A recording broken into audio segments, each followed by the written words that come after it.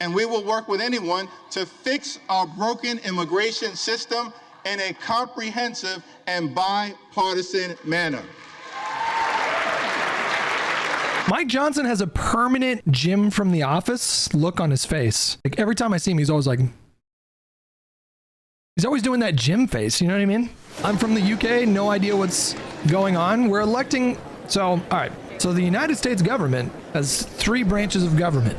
We've got the executive branch, which is the president and all the agencies and all that stuff. And we got the Congress, the legislative branch, and then we got the judicial branch. This is the legislative branch, which has 2 chambers. You have the House and the Senate. And the House elects their Speaker of the House at the beginning of each new Congress. It's the first thing they do. The Senate elects the majority leader.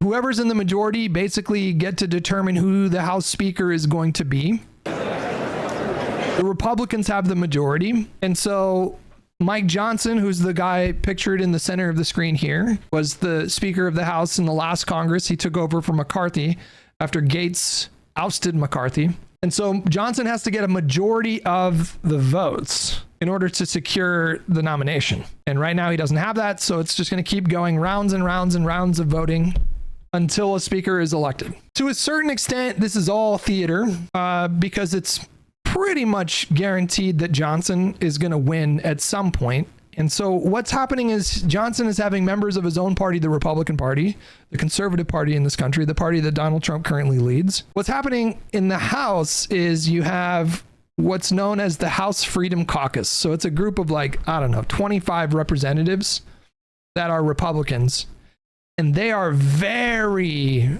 conservative.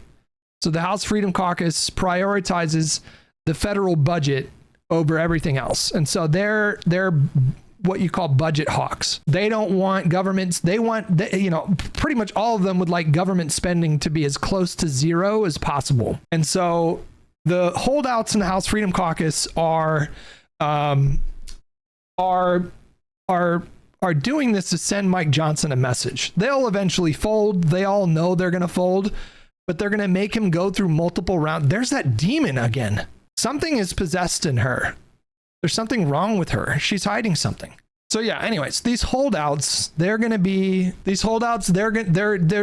this basically to send Mike Johnson a message. You're going to have to play ball with us. You're going to have to give us stuff that we want. And so that could be committee assignments. That could be any number of things. But for a lot of them, it's going to be, they want him to drastically reduce the budget, the federal budget, which is currently around $6 trillion a year, with the majority of the budget going to Medicare, Medicaid, Social Security, and the defense. It's four out of the 6 trillion can be found in all of those funds. I think people took for granted during the Biden era that Democrats could just get shit done. They were able to get bills passed. They were able to get budgets approved. They were able to just get stuff done. But Biden had really slim majorities to work with in both the House and the Senate. It just so happened to be the case that Democrats had their shit together and they got most of the stuff done that they wanted to get done. Republicans are going to find out how hard it is to govern with slim majorities, to get your budgets done, to get the government paid for, to get your bills across the finish line. With I think they have a 3 or a 4 seat majority in the House. It's just, and so we're going to see chaotic House votes like this, I think, pretty regularly. I'm pretty sure that's guaranteed over the next 2 years. And then hopefully Democrats win the midterms and we take away their majority in the House. The Senate, I don't know about the Senate, but Trump is complaining. Wait, what? Is this I don't know. I feel like I see a lot of fake posts. Is this real? The Democrats are all giddy about our magnificent American flag potentially being at half-mast during inauguration. They think it's so great and are so happy about it because in actuality, they don't love our country. They only think about themselves. Look at what they've done to our once great America over the last 4 years. It's a total mess. In any event, because of the death of President Jimmy Carter, the flag may, for the first time during an inauguration of a future president, be at half-mast. Nobody wants to see this, and no American can be happy about it. Let's see how it plays out. Is it real? It's real. Listen, this is our new reality, guys. This is our new old reality. The same, but different, but the same. Wait, hold on. Self also votes for Johnson. Okay, so Mr. there it is. Self, Yeah, he got it on the first Johnson. round.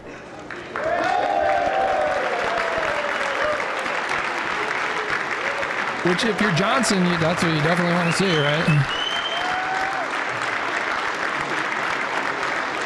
They were able to avoid the chaos of the McCarthy election. Little bit of uncertainty at the beginning, but he got there in the end.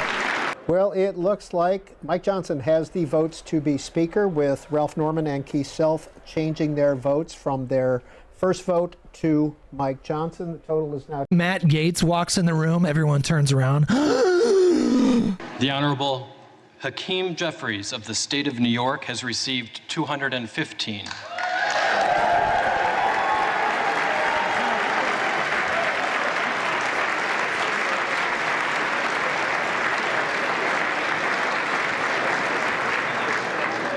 And the Honorable Tom Emmer of the state of Minnesota has received 1.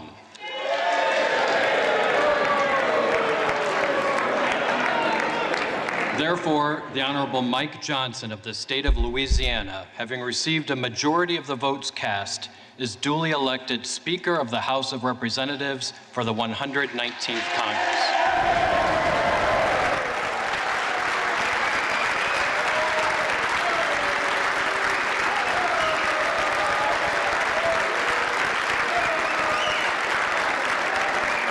We also have the vote certification on Monday.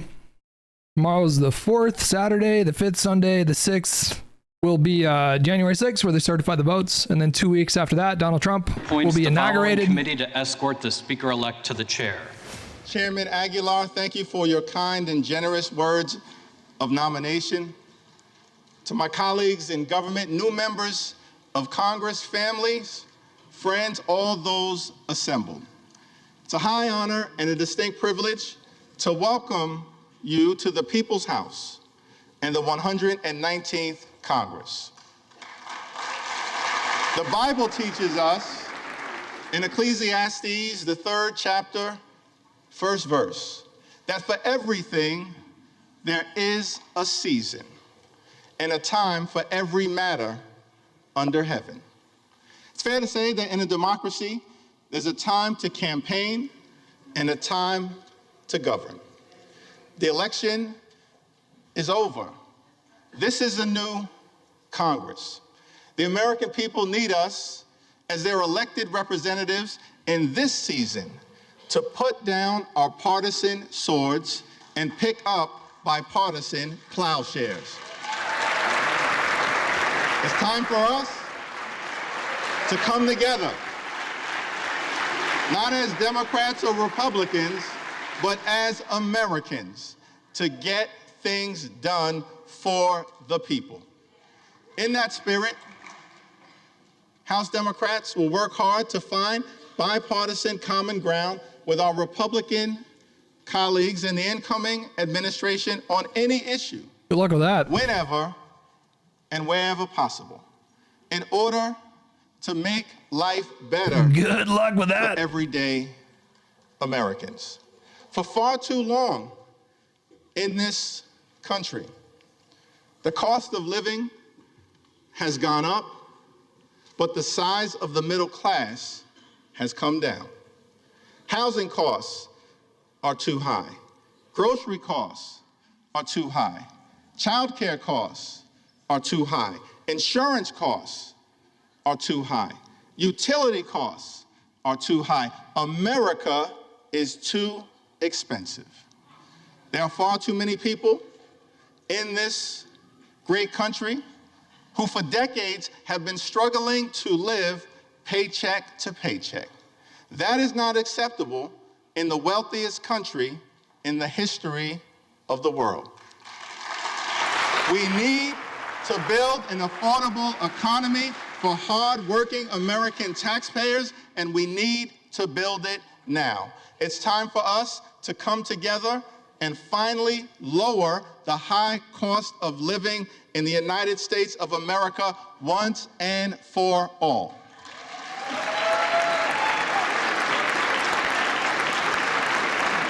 And we will work with anyone of any party to get that done. We will work with anyone to secure our borders, and we will work with anyone to fix our broken immigration system in a comprehensive and bipartisan manner. At the same period of time, Mike Johnson has a permanent, like, Jim from The Office look on his face. Like, every time I see him, he's always like, he's always doing that Jim face, you know what I mean? Social Security and Medicare are not entitlement programs. They are earned benefits.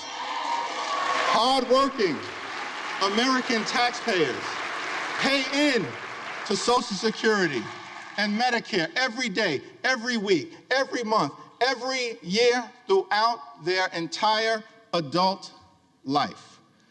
They've earned those benefits, worked hard for those benefits, and deserve those benefits.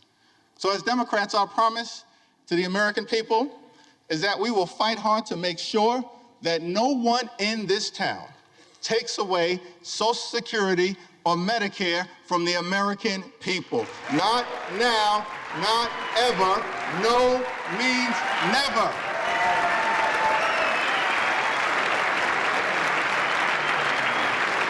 Our position is that it is not acceptable to cut Social Security, cut Medicare, cut Medicaid, cut veterans' benefits, or cut nutritional assistance from children and families in order to pay for massive tax breaks for billionaires and wealthy corporations. House Democrats will fight hard to protect working class Americans and the things that matter to them, not the wealthy, the well-off, and the well-connected. Keep your hands off Social Security and Medicare.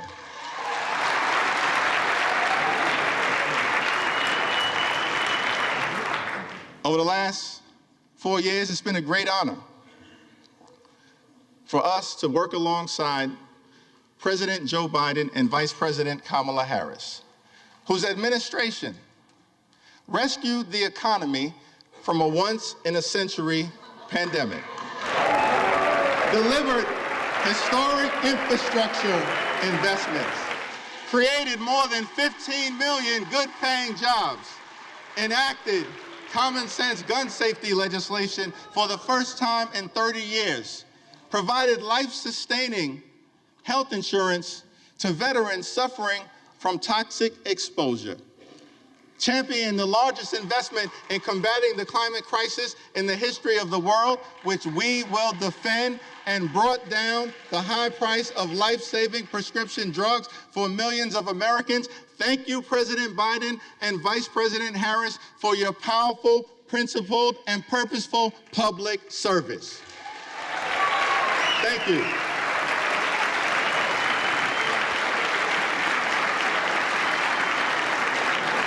Two months ago, the American people elected Donald Trump as the 47th President of the United States of America.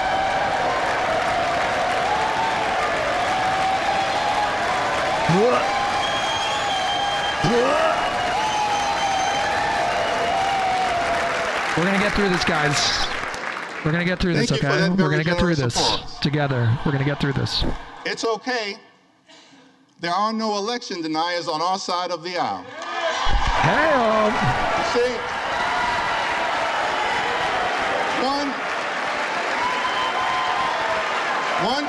one should love America.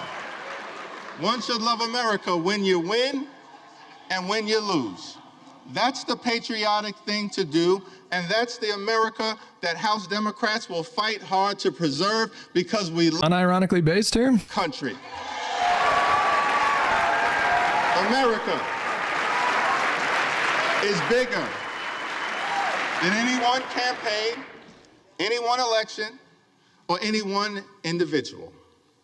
America, the land of the free and the home of the brave. Let us never forget that our country is free, not simply because we are strong. America is strong because we are free. That freedom is now under assault.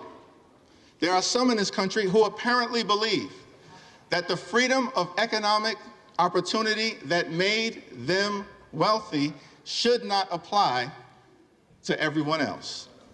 Our message to that crowd is simple. Democrats will never abandon the long walk toward freedom.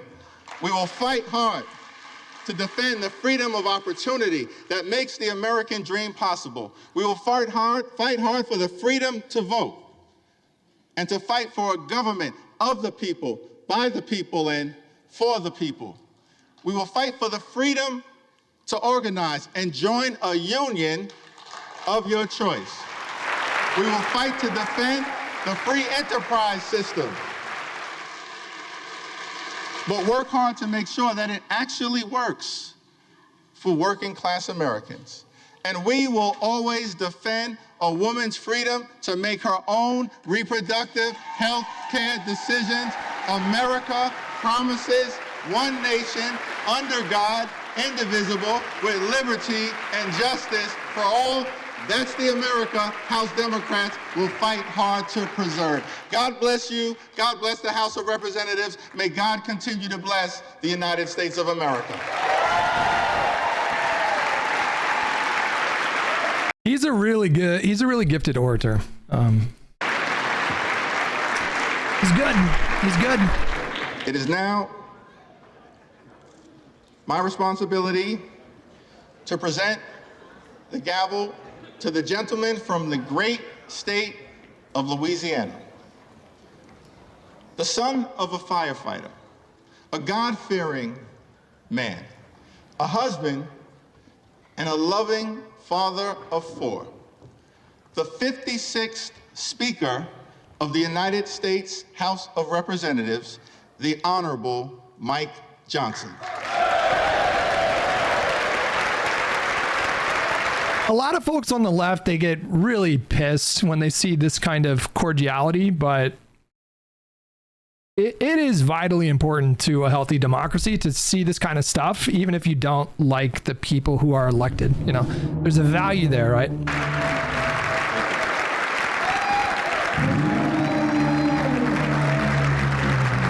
In decent times, it makes it that much more important to be decent. Thank you so much. Thank you, Leader Jeffries, all of our treasured colleagues here in the House. I'm grateful for this nomination. I'm grateful for this election, for the confidence this chamber has placed in me. It is the great honor of my life to serve this body with all of you. Of course, these are difficult days in our home state of Louisiana, where I come from. We all know about the terrorist attack in New Orleans, and it's really shaken our state. People are reeling from that attack. It took the lives of 14 innocent people, and it injured dozens more. And I wanted to begin He blamed it on open borders. This guy, okay, now I take it all back. Fuck this guy. act. Mike Johnson went on Fox News and blamed it on open borders, and this guy was an American citizen. Thank you. Thank you for that. I believe in giving honor where honor is due, and all of us do well to honor our spouses. My wife happens to be here this time. She didn't make it last time. It happened a little sudden. Kelly, would you stand up here in the gallery? Thank you. Okay, Mike Johnson. Okay, buddy. We see you. Okay. All right. And we have our 4 children here, Hannah, Abby, Jack, and Will. We all stand up just really quickly. Come on. Which one is the one that monitors your phone activity to make sure you don't jerk it to porn? It's this guy. It's got to be this guy. I wanted to do that. All of us recognize that there are no perks to being a congressman's kid, right? It's all sacrifice. And our spouses put up with so much, endless hours in travel and all the responsibilities upon us. And we're good to remind them how important they are to us and how we could not do the job without them. And so it's appropriate for all of us to do that. Thank you, guys.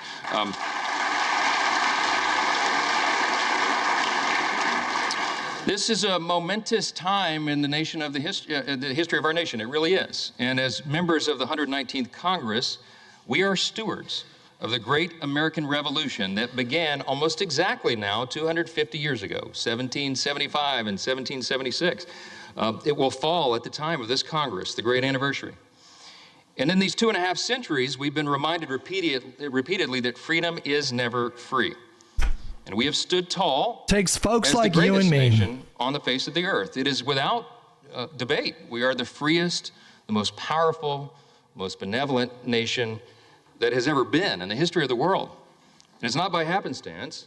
We're the ones who settled the West. We're the ones who ended slavery, who laid the transcontinental railroad, who gave women the right to vote. We ended slavery decades after, whatever. Who won the Cold War.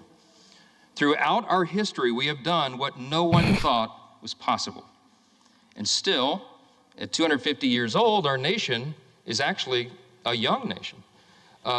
This past fall, I had opportunity to go to the G7 speakers meeting that was held in Italy. We were a little late to the party when it came to ending slavery, to be clear. Months because I didn't have time to do it, but it was a quick 3-day jaunt, and met with my colleagues, the speakers of the other parliaments, the great governments around the world. And we talked about that, how really special America is, how unique we are in our place on the globe. Thank you so much for 32 and how months. important it is for us to maintain that. And as I talked to these colleagues from around the world, I thought our closest allies, who recognize how important we are, how important this body, this House is. I thought about how is it that such a young country has become so exceptional, so singular in its importance, that today stands as the world's leader in liberty and the economy and culture. 100 years ago, President Calvin Coolidge answered that very question in his inaugural address. It was March of 100 years ago, exactly almost. He said this: "We best serve our own country and most successfully discharge our obligations to humanity by continuing to be openly and candidly, intensely and scrupulously American." I love that. I love that. Today, yeah, that's right. That's an applause line.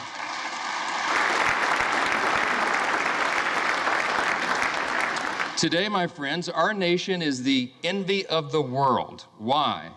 Because we have been marked by a spirit and a people who are explicitly that. We are explicitly American. We don't try to be like other nations, and we recognize that a strong America is good for the entire world. And everybody around the globe knows that. That's right.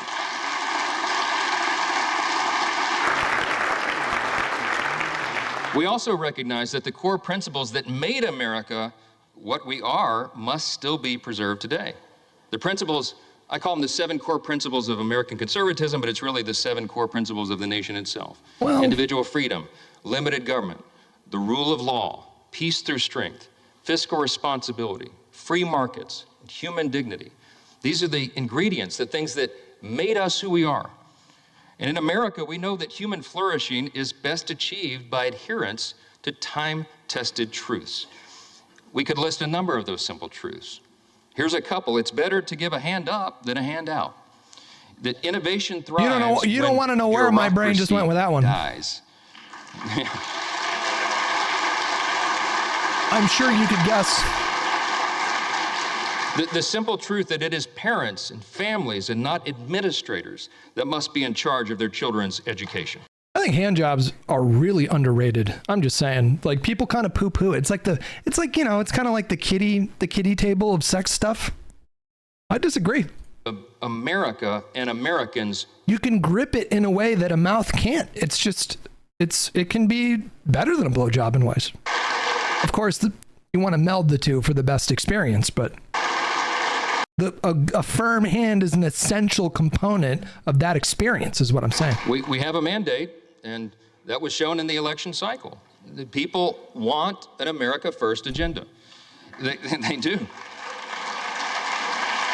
Well, you have government. Let's see what you can do with Sadly, it. for the past 4 years of divided government, too many politicians in Washington have done the opposite. Open borders and overregulation have destroyed our cities and stifled innovation. Inflation and weak leadership have left Americans poorer, and they have placed our country in a perilous position. That's right. But in recent months, Let's see how you bring we've those witnessed grocery something prices happen, down, something Mr. that's Johnson. really remarkable, a political moment in our modern history. A groundswell of Americans from every state, race, and religion who now demand that we put the interest of Americans first again, and we will, and we will. Show me. Let's see what you got.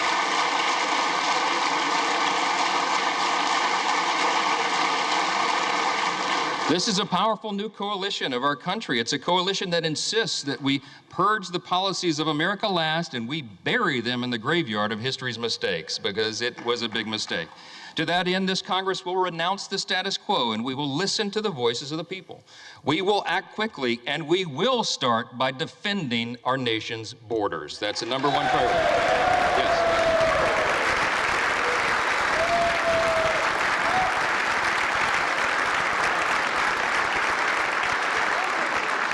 In coordination with President Trump, this Congress will give our border and immigration enforcement agents the resources that they need to do their job.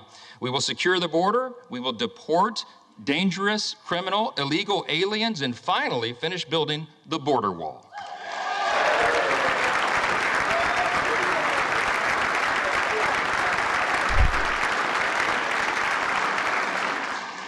You said you'd work with us on that, Hakeem. I'm counting on it. After 4 years of high inflation, we have a big agenda. We have a lot to do, and we can do it in a bipartisan fashion. We can fight high inflation, and we must. We'll give relief to Americans, and we'll extend the Trump tax cuts.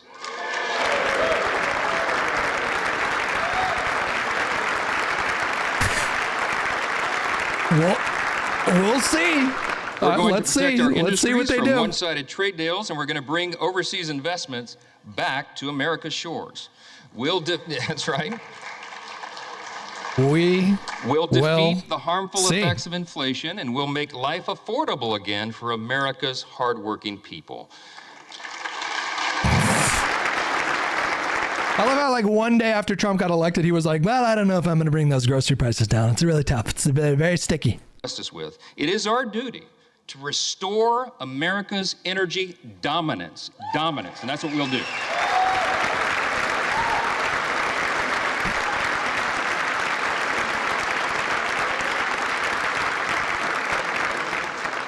We have to apply common sense. We have to stop the attacks on liquefied natural gas, pass legislation to eliminate the Green New Deal, that funding.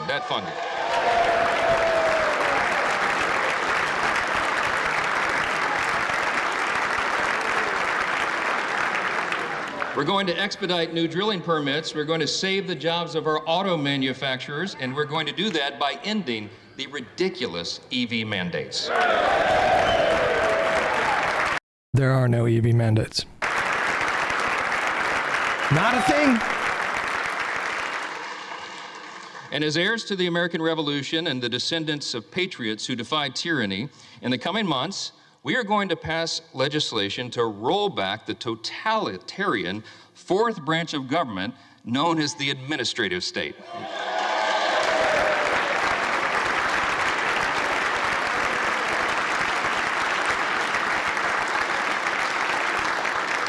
We're going to drastically cut back the size and scope of government. We're going to return the power back to the people.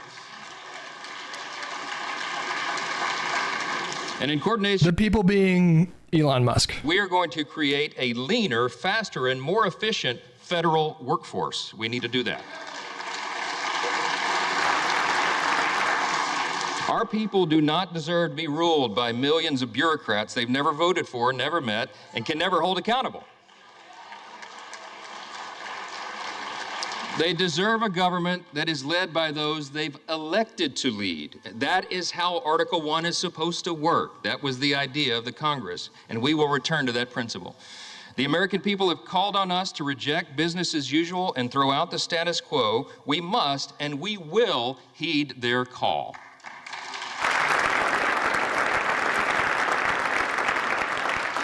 This is especially important as it comes to our nation's military. For too long, the Washington establishment has sought to appease and accommodate our nation's adversaries. They've tried to replace our military warriors with social justice warriors. It does not work. And while we're still the most powerful fighting force in the history of the world, by God's grace, the same establishment has eroded the capacities of our Army and Navy and diminished the readiness of our Air Force. Jank, what are your thoughts, Jank? Madness. Quite a contrast. Like, Jeffries obviously made an effort to be gracious and, seem like an adult. And Johnson is just, he's been very petty in his speech so far. We should all unite in this idea. It is time now to We got blue-haired women catching strays here, man. focus our mission on lethality and realign our commitment to peace through strength right now.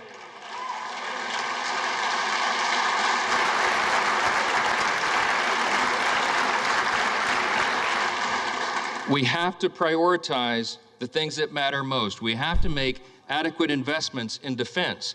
This is the most dangerous moment since World War II, and everyone around the world is looking to America and looking to this body to ensure that we maintain the peace. What we're proposing now is just simply, as President Trump likes to say, a return to common sense. And he's exactly right. That message resonated across the country. I am very thankful, personally, that this body is filled with men and women who are committed to that change, to return to common sense. We can do this together. We should. It is our responsibility to do so. When I first took this gavel, many of you heard me say that I don't believe in luck or consequence. I believe in the idea of providence.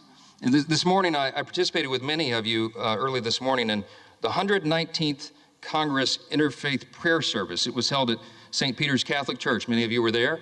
It was an ecumenical service and a bipartisan service, which was great. My good friend Hakeem Jeffries began by reading with the Old Testament. He read out of Deuteronomy 10. And then I was asked to provide a prayer for the nation. I offered one that is quite familiar to historians and probably many of us.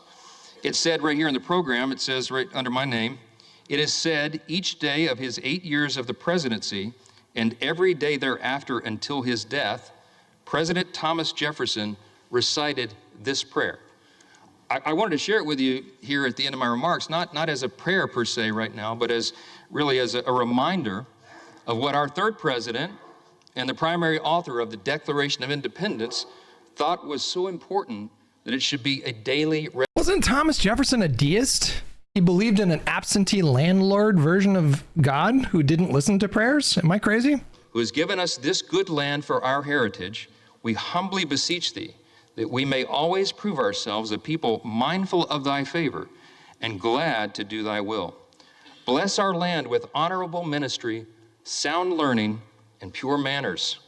Save us from violence, discord, and confusion, from pride and arrogance. He was a deist. From every evil Confirmed. way. Quick Google search. Defend our liberties and fashion into one united people the multitude brought hither out of many kindreds and tongues. Endow with thy spirit of wisdom those whom in thy name we entrust the authority of government, that there may be justice and peace at home, and that through obedience to thy law we may show forth thy praise among the nations of the earth. In time of prosperity, fill our hearts with thankfulness, and in the day of trouble, suffer not our trust in thee to fail, of which we ask through Jesus Christ our Lord. Amen. That was Thomas Jefferson's prayer. Yeah.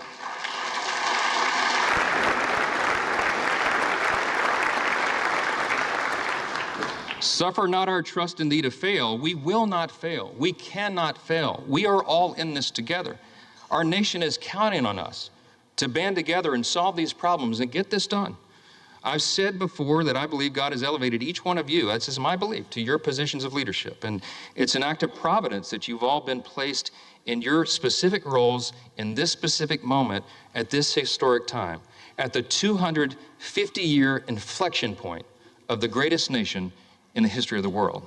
It is no small thing. We're also witnesses to the providence that spared our incoming president, President Trump, from the assassin's bullet, remarkable as that was, and to the new coalition of Americans that has risen from every creed, color, and cul-de-sac who want us to put America first.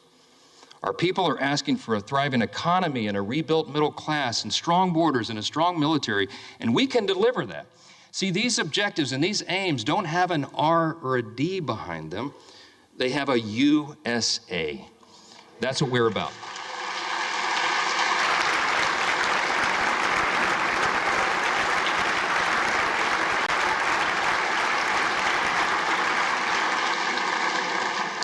In just a few moments, we're all going to take an oath.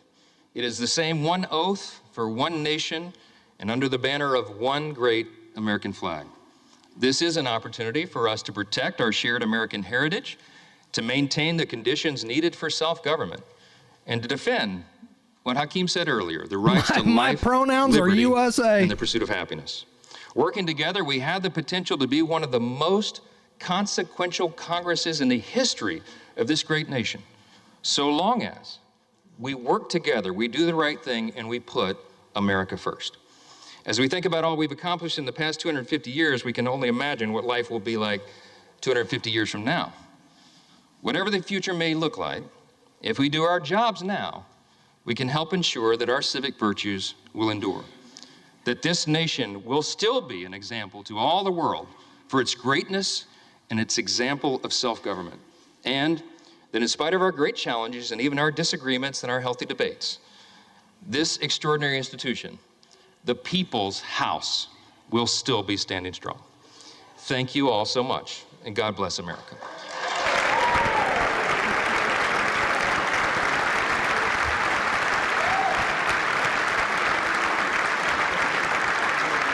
And there you have it. A new Congress is sworn in. A new speaker is elected. So as the sequence of events requires, I am now ready to take the oath of office. I ask the Dean of the House USA. of Representatives, the Honorable Harold Rogers of Kentucky, to administer the oath. Somebody said a little bit earlier that it doesn't really feel real yet. It doesn't really feel like it's sunk in yet. And I feel like after the election, I got to a place of acceptance like that night, you know, like on election night, even though I was fully convinced that Kamala was going to win. I had pretty good reasons to, I think. I was in a place of acceptance like pretty much right away, but I've gotten used to the last 4 years of government being kind of boring, kind of straightforward. These are good things. If your government is boring and straightforward, a lot of times that means that it's just running efficiently. Things are happening behind the scenes. Nothing's being broken. There weren't any like enormous crises during the Biden era. Of course, inflation was an issue. It was an issue across the world. And of course, the Afghanistan pullout was a bit messy. But for the most part, it was a boring 4 years of government. We had a president that wasn't addicted to Twitter. We had a president who probably didn't construct a single tweet himself.